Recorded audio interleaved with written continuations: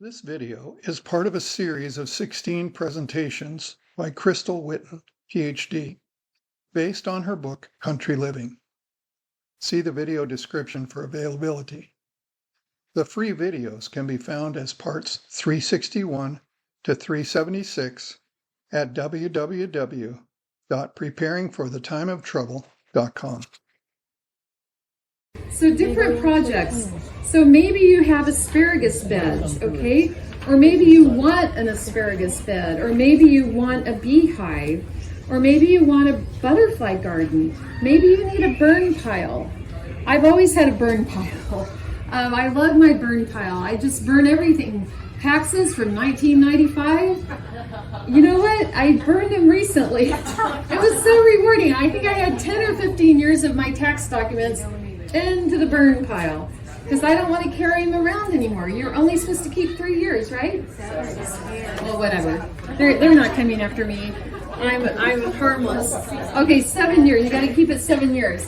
So, but if you need a project, this gives you ideas. Long-term garden and outdoor planning for your homestead. Look through this list and see if you're interested in anything. And if you're interested in anything, you can start talking to your family. Let's put a priority on this. Maybe you want to start a strawberry bed. My friend Lizette, who you saw in the pictures, she has 2 strawberry beds, and every year, there's more strawberries than she can eat in any given day. She has enough strawberries to freeze, to give away, to do all kinds of stuff with, and she doesn't even plant them because the strawberries send out runners, and she gets these new plants all the time. And she even pulls them up. She has too many. She pulls them out of the ground and gives them to people. So a nice strawberry bed can really be beneficial. An asparagus bed, if you start planting these now and you're out in the country, God's going to reward your hard work, right?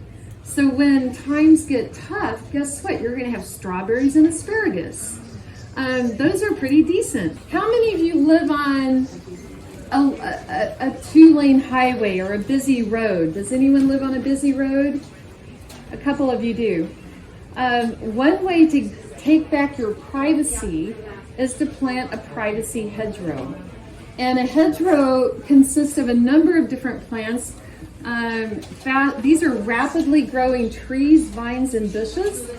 And a hedgerow can be, for example, if you have a certain type of tree that grows to be 15 feet wide, how far apart do you plant those trees? 30 feet, right? You plant them 30 feet apart because they're going to grow together. But in the meantime, before they grow to be 30 feet wide, you can plant other rapidly growing bushes and vines.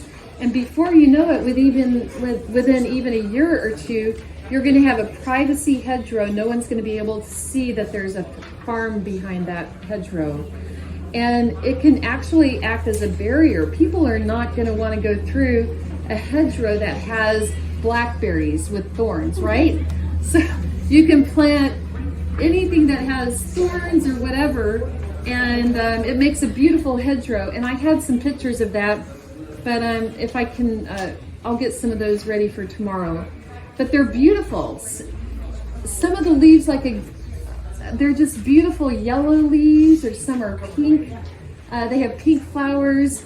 How many of you like passion fruit? Okay. Passion fruit can actually be a cold weather vine. It grows in Tennessee, and we get down to 0 even. But passion fruit is a wild vine. And so you can put this wild vine in your privacy hedgerow, and it can actually be a food hedgerow as well. So it's really a lovely way to get your privacy, to kind of take back your privacy.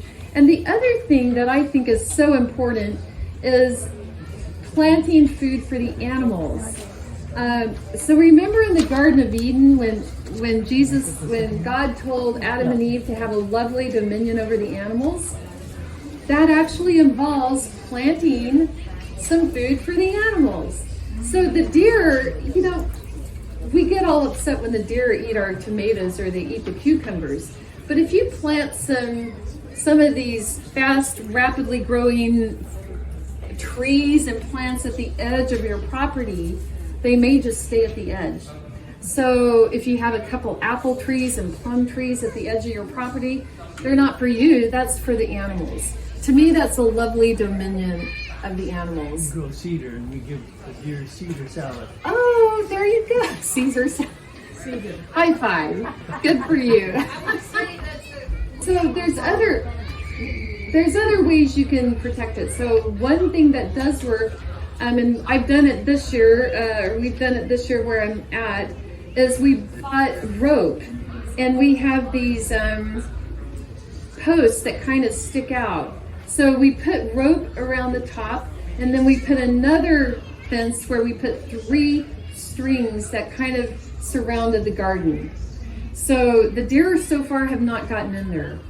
So there are ways to keep the deer out. The other way that I've seen, I haven't used it myself, but I know people have used it very successfully, is a motion detecting sprinkler.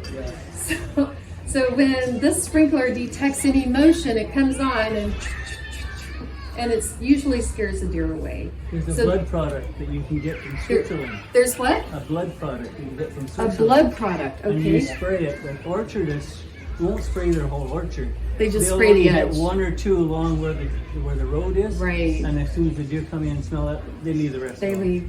Yeah, so there are ways to do it. I still believe in planting for deer and wildlife, but you plant it at the edge of your place. And I've done that. I always plant some things kind of at the edge and on the other side. You saw that 200-foot fenced in area. That was all fenced in garden area. But I always planted some things at the edge because I know the deer are there. There's lots of deer where I live, and I want them to have something too.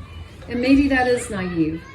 Add to what that lady was just saying, marigolds are also another Marigolds, pest, yeah. in gardens.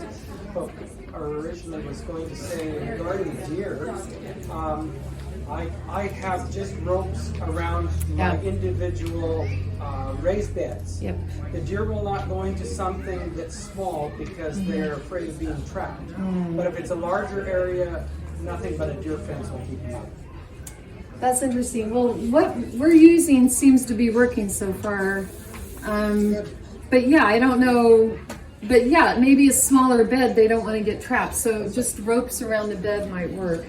So deer are a problem, don't get me wrong. They can eat an entire plum tree down in one night. But if you can protect it and maybe, plant some, if you're able to plant some for the deer and not worry about it. To me, that's just taking care of God's animals. So, and I guess that is naive.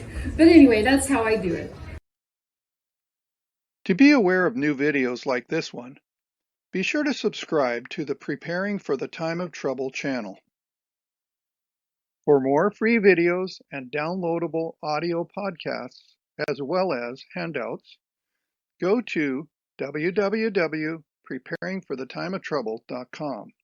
Topic categories include recordings of live seminar presentations, country living, sustainable gardening, homestead remedies, how to be self-sufficient when the grid goes down, wild edible and medicinal plants, hydrotherapy, and end-time Bible prophecies. To take advantage of these free resources, go to preparingforthetimeoftrouble.com.